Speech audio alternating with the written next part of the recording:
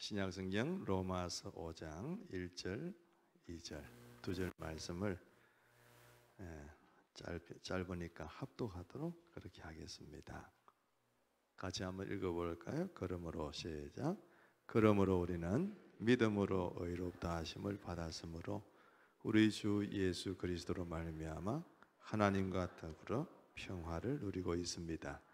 우리는 또한 그리스도로 말미암아 지금 서 있는 이 은혜의 자리에 믿음으로 나오게 되었으며 하나님의 영광에 이르게 될 소망을 품고 자랑을 합니다. 아멘. 아멘.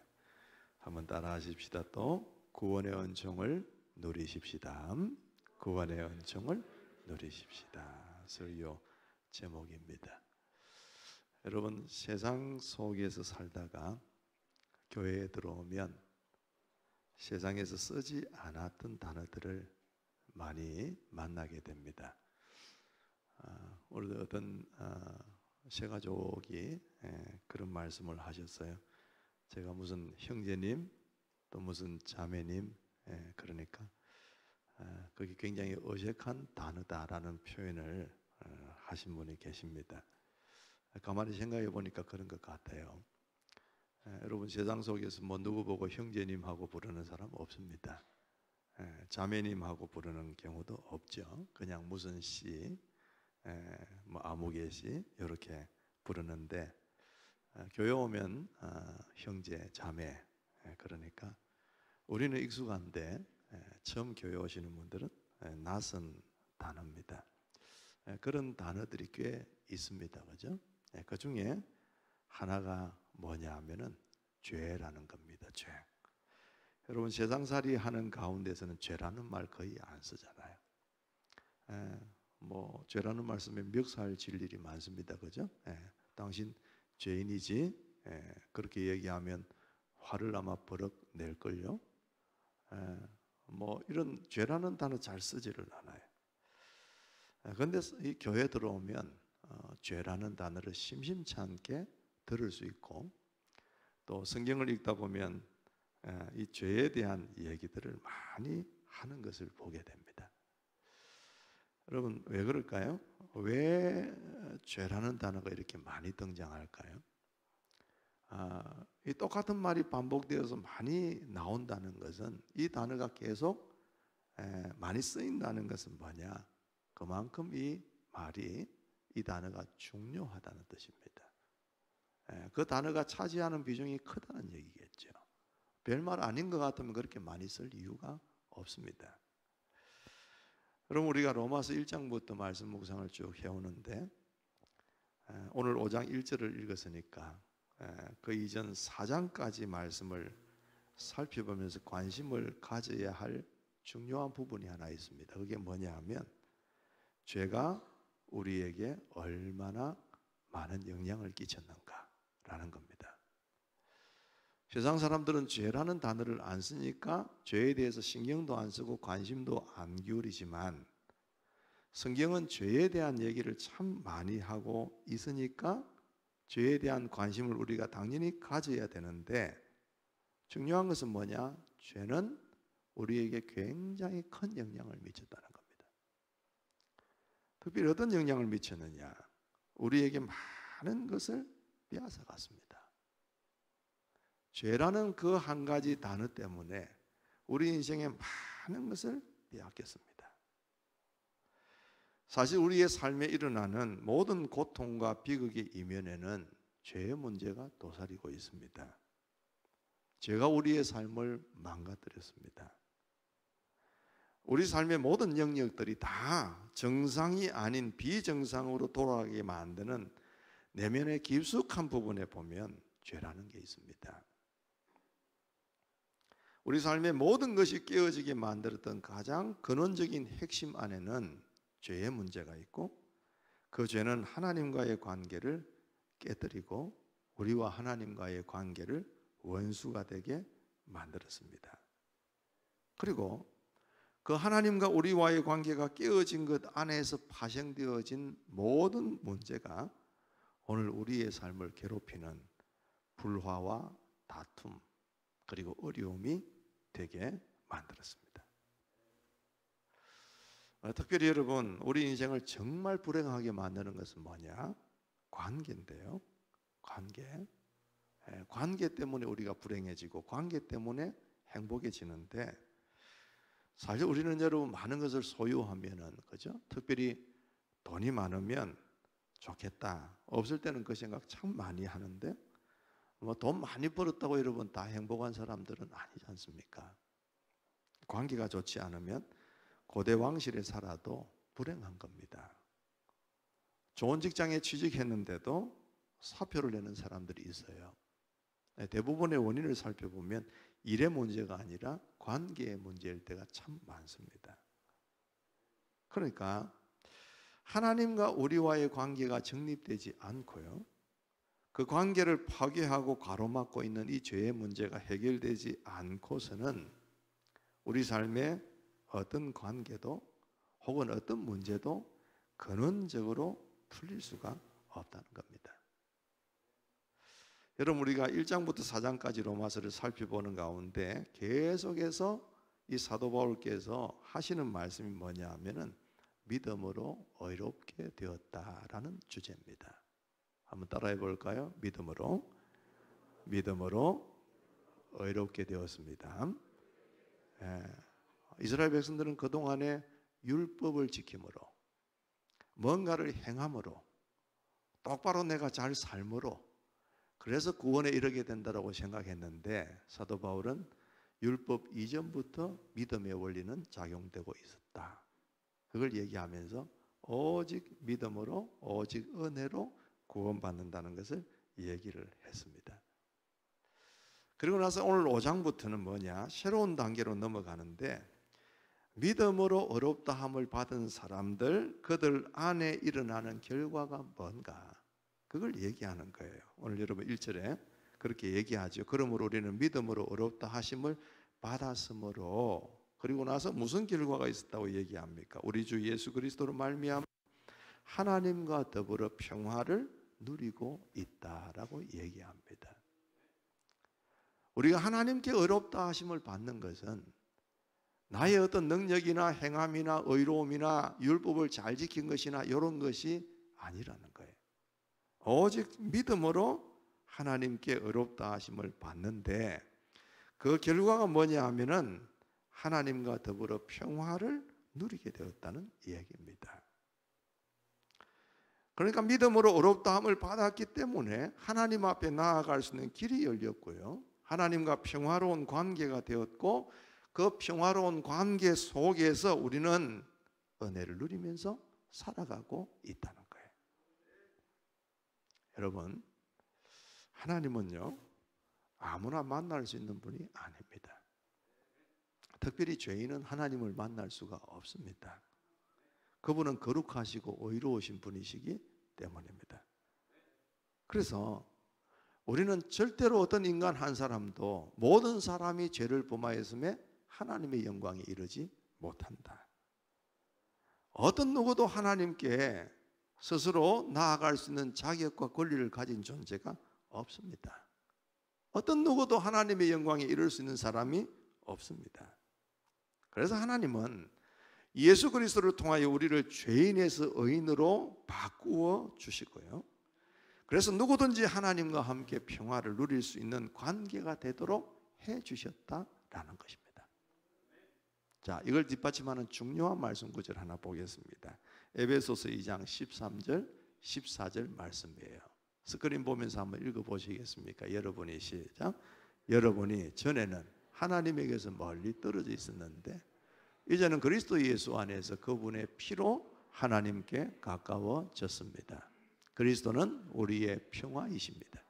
그리스도께서는 유대 사람과 이방 사람이 양쪽으로 갈라져 있는 것을 하나로 만드신 분이십니다.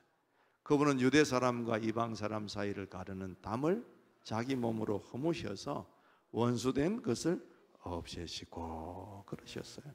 자, 보세요 여러분, 전에는 우리가 어떤 사람이었어요? 하나님에게서 멀리 떨어져 있었다. 이제는 어떻습니까? 그리스도 안에서 그분의 피로 하나님께 가까워졌다. 그런 거예요. 하나님과 우리 사이를 가로막고 있는 거대한 벽을 그리스도를 통하여 허물어 버리시고 하나가 되게 하셨어요. 그래서 유대인이든 이방인이든 어느 누구도 그리스도 안에 있으면요, 이게 하나 되는 하나님의 백성이 되게 만들어 주셨다, 그 말입니다. 우리가 한국을 떠나서 외국을 나가게 되어져서 거기에서 한국 사람을 만나게 되면 굉장히 반갑습니다. 한국에야 늘 한국 사람만 만나지만 뭐 노랑머리들만 다 있는 가운데 어디선가 한국 사람 말이 들리면 얼마나 반가운지 몰라요. 또 한 가지 반가운 게 있습니다. 예수 믿는 사람을 만났을 때입니다. 어떻게 우연히 예수 믿는 사람을 함께 만나게 되어지고 예수 믿는 걸 확인하게 되어지면 그렇게 반가울 수가 없습니다.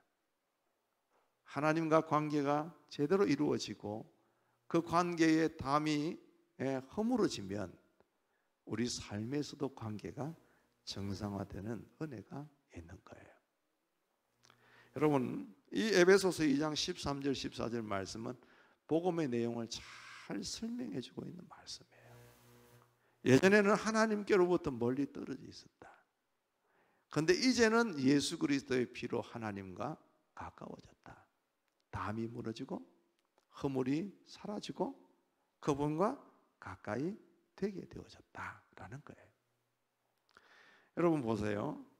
구약시대는 하나님이라는 존재가 굉장히 무시무시한 분으로 등장하는 것 같습니다. 그 대표적인 예로 여러분 성소에 성막이나 성전에 들어가면 성소가 있고 지성소가 있다 그랬죠. 자주 말씀드린 내용이지만 성소는 거룩한 장소, 지성소는 지극히 거룩한 장소입니다. 성소와 지성소 사이에는 휘장이 가로막고 있습니다. 그런데 이 성소는 뭐 떡상도 있고 뭐도 있고 하면서 이 제사장들이 돌아가면서 거기를 돌보고 있는데 지성소는 지극히 거룩한 곳이라 거기는 아무도 제대로 들어갈 수가 없습니다. 대제사장만이 1년에 딱 한 번 속죄일에 거기 들어가서 이스라엘 전체 백성의 죄를 하나님 앞에 용서받는 그런 시간 딱 한 번 있을 뿐입니다. 그것도 이 대제사장이 그 일을 위하여 자신을 정결케 하는 제사를 드리고요. 그리고 들어가는데 들어갈 때는 이 방울 장신구들을 달고 들어가고 몸에는 밧줄을 감고 들어갑니다.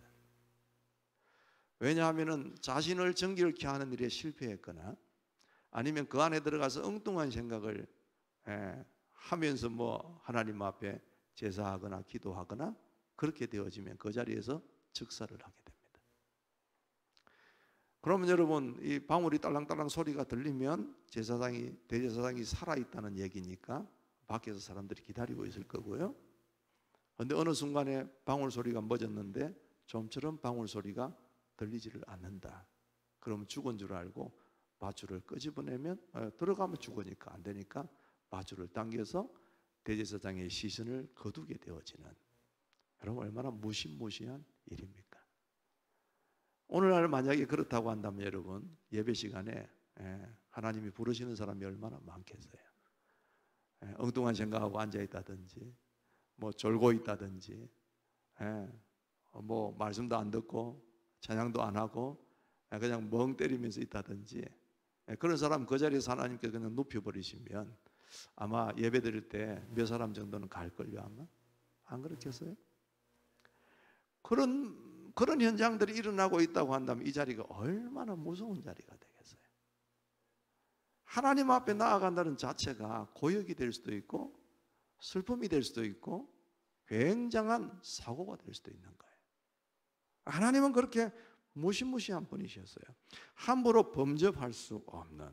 그런데 그 하나님이 그리스도의 피로 말미암아 우리가 그 하나님을 자유롭게 만날 수 있는 길이 활짝 열렸다는 얘기입니다. 그죠? 그래서 히브리서 10장 20절에 뭐라고 얘기를 하느냐 한번 읽어보겠습니다. 예수께서는 시작. 예수께서는 휘장을 뚫고 우리에게 새로운 살 길을 열어주셨습니다. 그런데 그 휘장은 곧 그의 육체입니다. 그랬어요. 자, 지성소와 성소 사이에는 휘장이 있다 그랬어요. 그런데 그 휘장이 예수님께서 십자가에 자기의 생명을 내어주셨을 때, 운명하셨을 때 위로부터 아래로까지 찢겨졌다고 얘기하잖아요. 그 휘장이 누구라고요? 예수 그리스도 자신이시다 그랬습니다.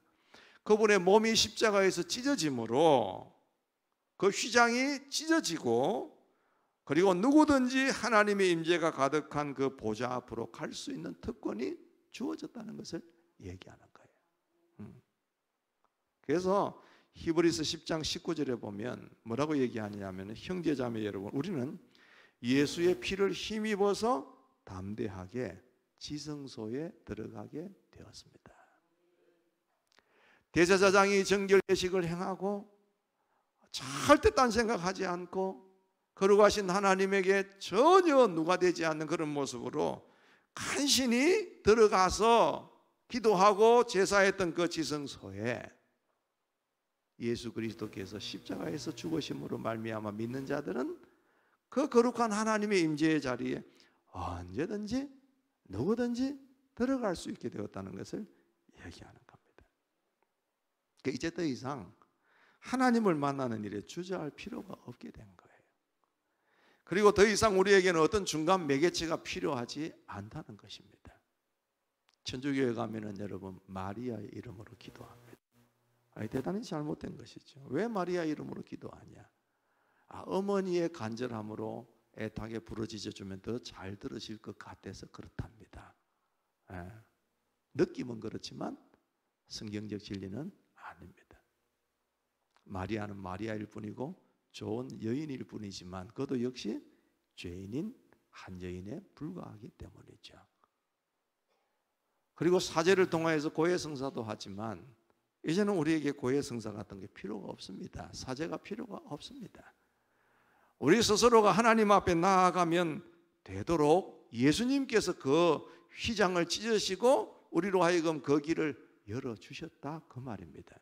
그러니까 우리가 예수를 믿고 주님의 피로 인하여서 우리가 의롭다 하심을 입었다는 확신이 있으면 누구든지 하나님 앞에 나아갈 수 있는 자격이 주어졌다는 얘기예요.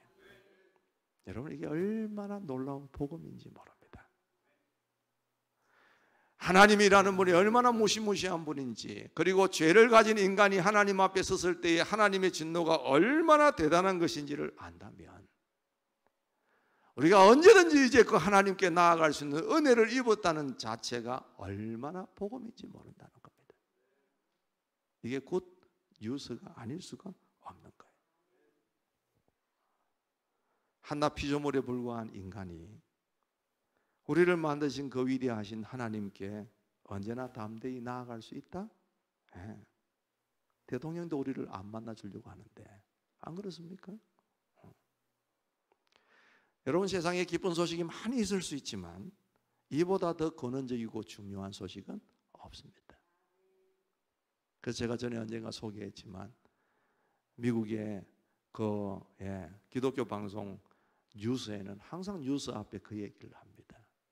세상에서 가장 위대한 뉴스는 예수 그리스도께서 우리를 위하여 십자가에서 죽으셨다는 것입니다. 그 얘기를 먼저 해놔놓고 일어난 세상의 이야기들, 뉴스를 내보냅니다. 예수님이 이 땅에 오셨을 때에 들에서 양을 치던 목자들에게 천사가 이렇게 얘기하죠.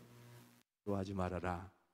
나는 온 백성에게 큰 기쁨이 될 소식을 너희에게 전하여 준다 그랬어요. 주님이 오셔서 우리가 하나님께로 나아갈 수 있는 길을 열어주셨다는 거.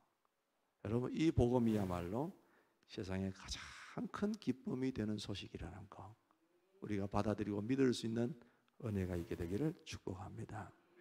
그래서 이 사도 바울은 특별히 강조하는 게 뭐냐 하면 이 좋은 것, 이 좋은 은혜를 뭐 해라 그럽니까? 누려라 그래요. 누려라.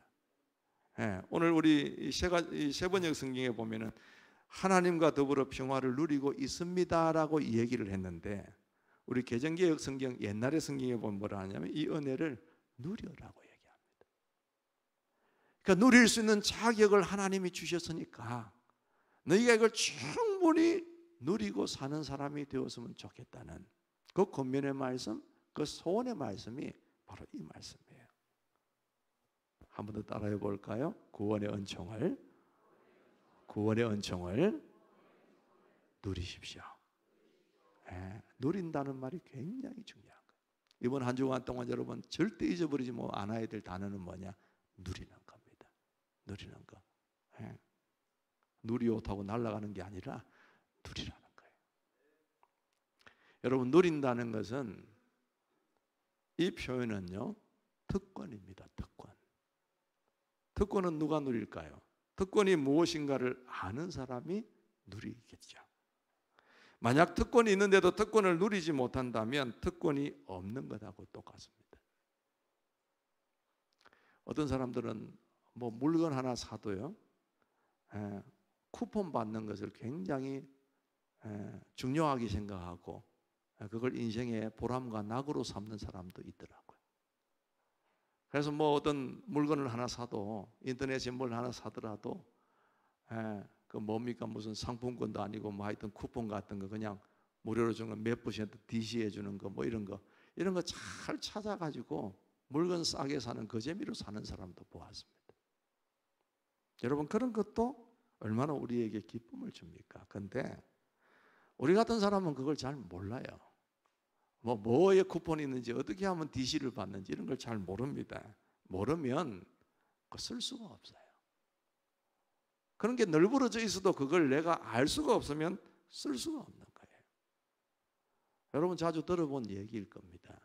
어떤 사람이 어렵게 꼭 비행기를 타고 가야 될 일이 있어서 재산 다 모아가지고 항공료를 지불하고 외국을 떠나게 되었는데, 돈이 없으니까 비행기에서 그 기내식이 나와도 그걸 사 먹을 수가 없어서 못 먹고요, 두 끼를 다 굶고 쫄쫄 굶은 채로 비행기에서 내렸습니다.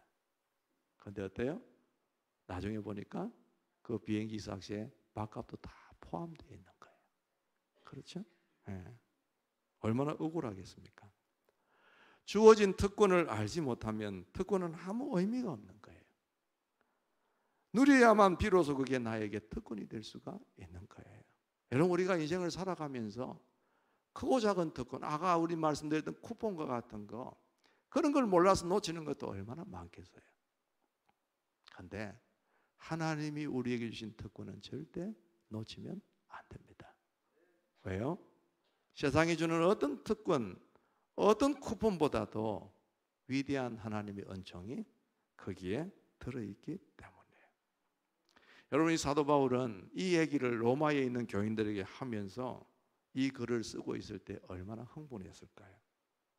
이 축복에 대한 얘기, 정말 이 굿 뉴스, 이 복음을 얘기하면서 얼마나 글로 쓰고 있기 때문에 그렇겠지만 말로 표현했다면 얼마나 큰 소리로 얘기했겠나 싶은 생각이 들어요.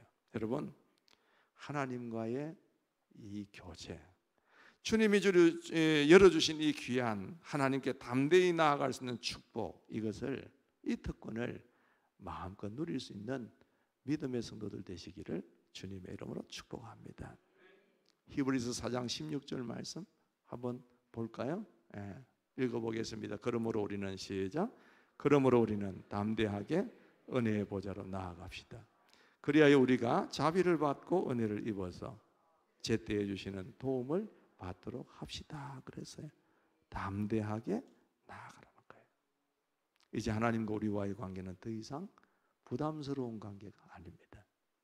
진노의 관계, 그분 앞에 가면 내가 살까 죽을까 이런 관계가 아닙니다. 더 이상 어떤 것도 걸림돌이 없습니다. 조금도 두려워할 필요도 없고 주저할 이유도 없이 우리의 삶의 순간순간마다 하나님과 깊은 친밀한 교제 안으로 들어갈 수 있는 그 은혜를 우리가 얻게 된 거예요. 예수 그리스도께서 이 휘장을 찢어주심으로 언제든지 우리는 그 휘장을 젖히고 하나님 앞으로 나아갈 수 있는 특권을 얻게 되었다고 말이에요. 한 번 더 따라하겠습니다. 그리스도 안에 있으면 그 어떤 것도 의무가 아닙니다. 그럼 뭡니까 여러분? 특권이다 그 말이에요. 특권. 여러분, 새벽기도 오시는 분들 계시죠? 아침에 잠을 일찍 일어나셔야 합니다. 잠이 안 와가지고 새벽 기도 오시는 분 거의 없을 거예요. 근데 여러분, 새벽 기도회가 힘들어도 특권입니다. 왜요? 새벽 일찍이 나와 누구보다 먼저 하나님을 만날 수 있는 그 권리를 가진 자리가 새벽 기도 자리 아니겠어요? 여러분, 특권이에요. 네. 오늘 예배하러 오신 여러분들, 날씨가 아주 화창한 날에, 그죠? 요즘처럼 다른 사람들 다 도시락 싸들고 애들 데리고 산으로 들러 놀러 갈 때에 아이고, 나도 예수 안 믿었으면 저렇게 놀러 다닐 텐데, 이런 생각 하시는 분 계십니까? 그래요. 다 하나님을 몰라서 산으로 들러 놀러 가고 있을 때 하나님께 나와서 찬송하고 예배할 수 있고 기도할 수 있다는 거, 여러분, 이거는 의무가 아니고 특권입니다. 특권입니다.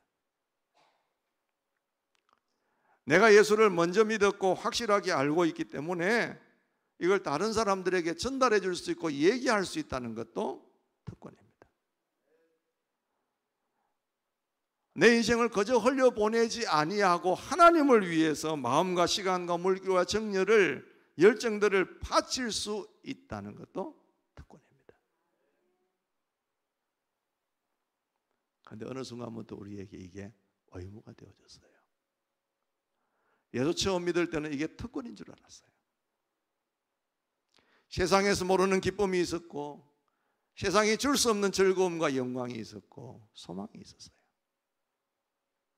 그런데 시간이 지나면서 우리에게 주셨던 그 특권같이 느껴졌던 게 어느 순간에 의무처럼 느껴지는 경우들이 일어나기 시작합니다.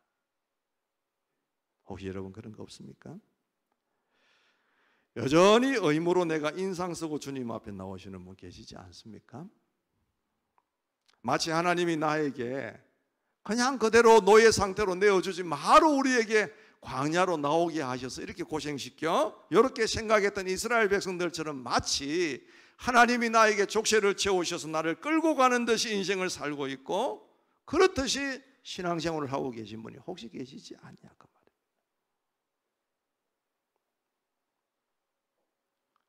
하나님이 우리에게 쇠사슬을 채우셔서 끌고 가시더라도 그게 여러분 얼마나 큰 은혜고 특권인가를 여러분이 알게 되는 은혜가 있게 되기를 중심으로 축복합니다. 의무로 살 때는 꾸역꾸역합니다. 그런데 특권임을 알 때는 충만한 기쁨으로 하게 되죠. 저도 이 부분에 있어서는 회개할 게 참 많습니다. 목회를 하는 게 조금 어렵고 힘들면 아유 좀 그만했으면 좋겠다, 이런 생각이 들 때가 한두 번이 아니에요. 저도 이 말씀을 받아야 되는 사람입니다. 이게 얼마나 특권입니까, 여러분? 이 강대상에서 설교할 수 있다는 거, 말씀을 여러분에게 전해줄 수 있다는 거, 이거 얼마나 특권인가. 설교 준비할 때마다 돌아서면 설교, 이게 이제 마음이 바뀌어야 되는 거예요. 돌아서면 특권, 이렇게 바뀌어야 되는 거예요. 특권이 아니고 특권. 공휴일에 이래가지고 2배 받는 특권 말고 특권 말이에요. 특권. 제 마음속에도 그런 게 참 많아요. 왜? 마치 하나님의 일을 쳐내는 것처럼 해야 될 때가 시간도 부족하고 몸뚱아리는 하나이기 때문에 없을 수가 없거든요. 그런데 이게 진짜 특권이라고 여긴다면 얼마나 기쁨으로 하겠습니까? 저도 여러분 마음속에 의무로 여기던 걸 특권으로 바꿀 테니까 여러분의 삶에도 하나님을 섬기고 믿는 것이 얼마나 즐겁고 우리에게 주신 유일한 특권인가라는 걸 알고 살아가는 여러분들 되시기를 축복합니다. 어제그제 우리 목자들, 목녀들 우리 수련회도 하고 이렇게 했지만 목자, 목녀들도 얼마나 힘들겠어요. 이상한 목사를 만나가지고 자기가 목회를 하든지 안 하고 우리 보고 목회를 맡기고 뭐 이런 생각 얼마나 하겠어요. 딴 데 가면 별로 고생 안 하고 희생 안 하고 그냥 즐겁게 왔다리 갔다리 하면 되는데 뭐 유별난 목사를 만나가지고 그 책임감이 저에게 있습니다. 그래도 여러분 그게 얼마나 특권입니까?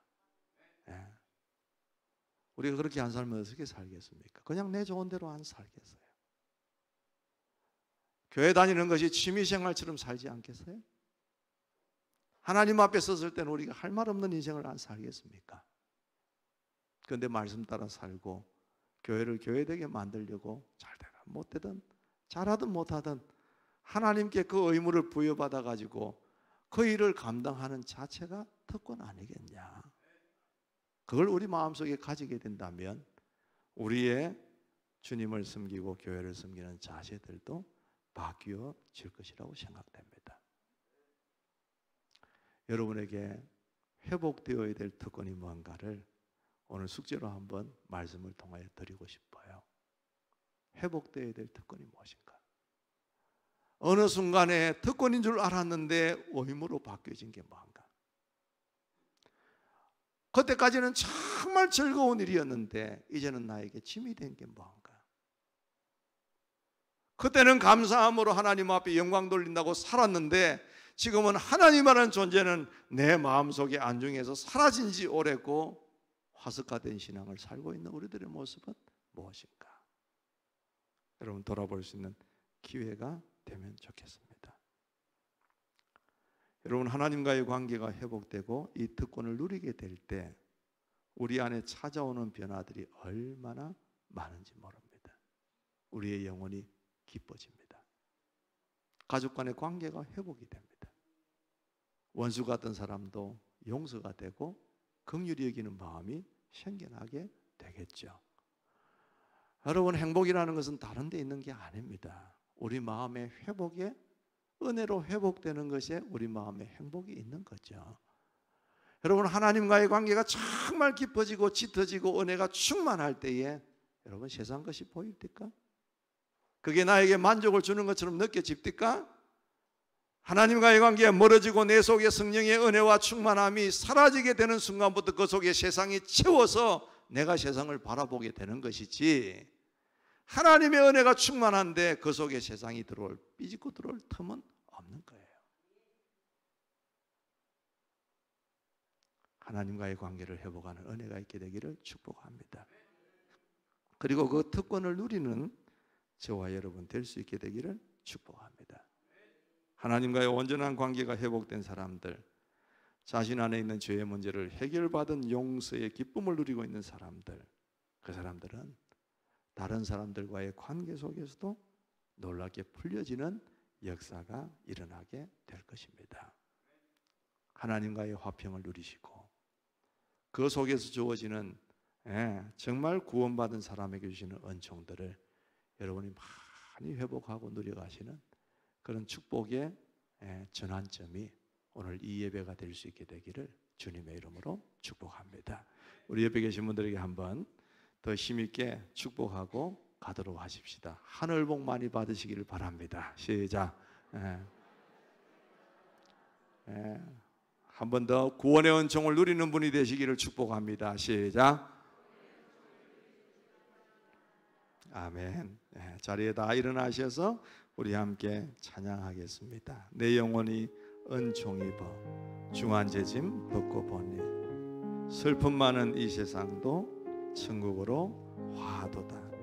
할렐루야. 찬양하시 내 모든 죄 사함받고 주 예수와 동행하니 그 어디나 하늘나라. 함께 찬양하겠습니다.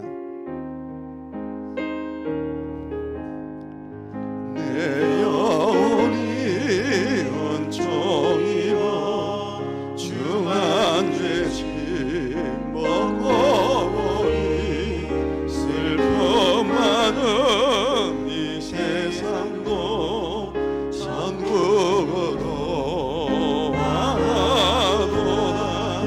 할렐루야. 찬양하세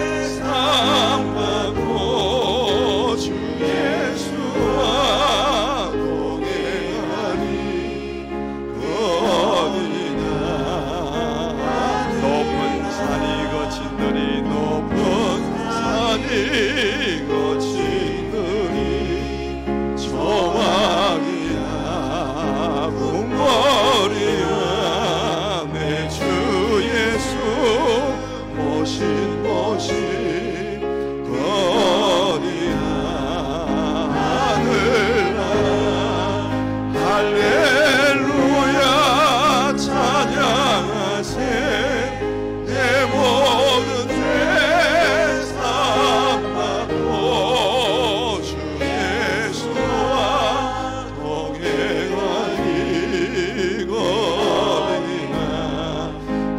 높은 산이 거친들이 높은 산이 거친들이 조막이나 궁궐 내 주 예수 모신 곳이 예수 모신 곳이 거리라. 아멘. 할렐루야 찬양하세 내 모든 죄 사함받고 주 예수와 동행하리 거리. 두 손을 높이 들고 할렐루야 찬양하세 할렐루야 찬양하세 내 모든 죄 사함받고 주 예수와 동행하리 거리나.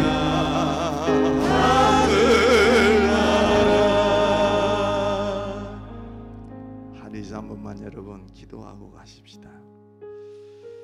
여러분 구원받았습니까? 진짜 여러분 구원받았습니까? 분위기가 아니라 지식이 아니라 진짜 여러분 오늘 이 시간에 하나님 부르셔도 주님이 이 시간 오셔도 여러분은 하나님의 나라 아버지 집에 있다는 확신이 있으십니까? 그렇다면 누려야 됩니다. 의무가 아니라 꾸역꾸역 살아가는 인생길 광야길이 아니라 하나님의 은혜가 그것을 덮어서 힘있게 걸어가는 누리는 삶이 되어야 되지 않겠습니까? 사소한 걱정 하나에 우리가 매여가지고 사소한 관계에 하나 매여가지고 사소한 어려움 하나 때문에 가장 위대한 특권을 포기하듯이 하고 살아가서 되겠습니까? 세상에 줄 수 있는 그 어떤 것들 때문에 내가 하늘의 영원한 것을 포기해서 되겠습니까? 세상에 수많은 사람들이 세상을 향하여 쫓아간다고 나도 거기에 전부인 줄 알고 거기에 우리의 눈을 두어서 되겠냐 그 말입니다. 하나님 우리에게 이 특권을 회복하게 하여 주시옵소서. 하나님을 섬기고 믿고 살아가는 정말 하나님께 예수 그리스도 때문에 트여진 이 관계가 우리의 가장 복음이라는 것을 깨닫게 하시고 의무로 살지 않고 기쁨으로 감사함으로 충만함으로 살게 하여 주시옵소서. 목회부터 기쁨이 되게 하시고 우리 목자 목녀들의 목양이 즐거움이 되게 하시고 하나님을 믿고 살아가는 그 삶이 희생이 따르고 헌신이 따르고 내 마음대로 살지 못하는 제약이 혹시 있을지라도 그건 위대한 특권 속에 속해 있는 자의 또 다른 형태일 뿐입니다.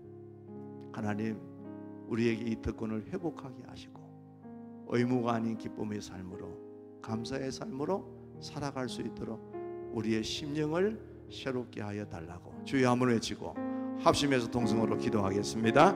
주여 자비로우신 하나님 아버지 은혜와 사랑을 고맙고 감사합니다.